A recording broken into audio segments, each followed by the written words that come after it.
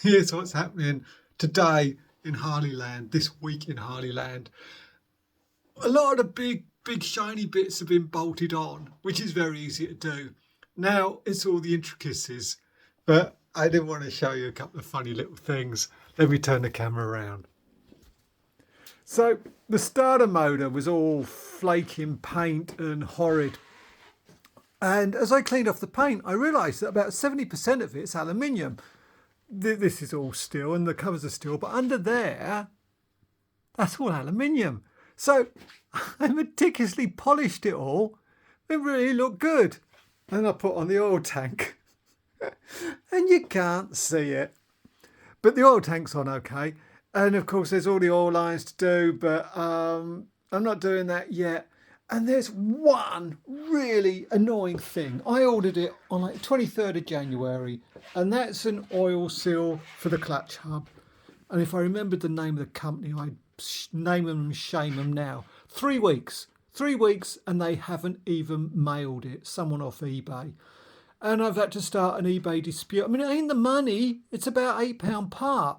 But it's so held me up because I wanted to get that on before I could get the cover on, before I could get the hydraulic clutch done, and so many other things. So I ordered it from a German company and they didn't have one, and then I ordered it from someone else. Anyway, it's cost me twice as much to have it sent via DHL. And I've just about now got the back wheel lined up.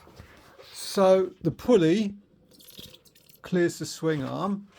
The belt is straight and clears the tyre, and the caliper is also straight, and the wheel actually spins. Woo!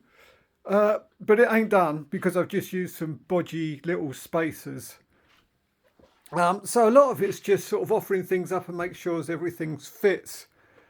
And I cleaned out all the carbon, I fixed all the carbon, I got the carb on, I've just put the coils on. So lots of little intricacies really, and just now feeding up braided steel oil lines. Look at where are the ape hangers? Right up there. And throttle cables and stuff. And so that's what's going on. So they do, let me find it here. You can get these inserts for the frame, these chrome ones, and I don't like chrome, it's not very nice. And they're sort of copper or nickel underneath, I don't know what they are. But I wanted aluminium ones, they didn't make them. And I thought, well, I can make it. So I bought myself a sheet of aluminium, and I've just cut one out. And I've got some super 3M double-sided sticky, and it's going to sit on there, and there's going to be another one. It isn't done yet. I've got to get that circle just right. But you know, one of the coolest things back in the day, I'm going to come back over here now.